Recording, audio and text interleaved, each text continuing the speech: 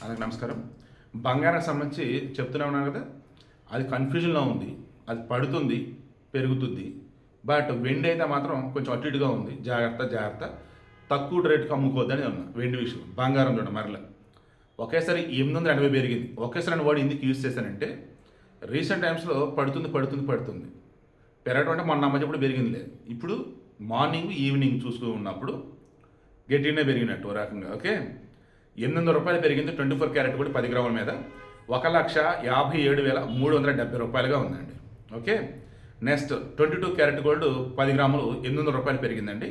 1,44,250 రూపాయలుగా ఉందండి. వెండి వచ్చేసి స్టాండర్డ్గా 2,70,000 దగ్గర ఉండిపోయింది కేజీ. దాని ప్లాటినం వచ్చేసరికి ఏమో 60,160 రూపాయల దగ్గర ఉందండి.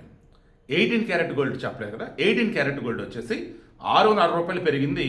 1,18,030 రూపాయలుగా ఉంది. సో బంగారు రేట్లు పెరిగాయి. రేపు 22 అంటే సండేనా, అంతే 22 సండే. చైనాలో వాళ్ళ లోనార్ హీరో ఏదో ఉండి ఇయర్ అదే స్టార్ట్ అయిందంట. అప్పుడు వెండికి జరికేస్తాడని చెప్పేసి మా ఫ్రెండ్ అన్నాడు. చూద్దాం. ప్రజెంట్ నేను పెట్టిన ఈటీఎఫ్ అయితే మా ఫ్రెండ్ దగ్గర పెట్టిన 2 lakhs తీసేసేలే. నా దగ్గర 3 చిల్లర ఉంది, అది అలాగే ఉంచా. ప్రజెంట్ ప్రాఫిట్లో ఉన్నా, బట్ నేను అనుకున్న ప్రాఫిట్ ఇంకా రాలేదు. సో ఉంచే మరే చూద్దాం. మరలా చెప్తున్నా, వెండి ఇప్పుడున్న రేటుకి దయచేసి ఎవరు అమ్ముకోవద్దు.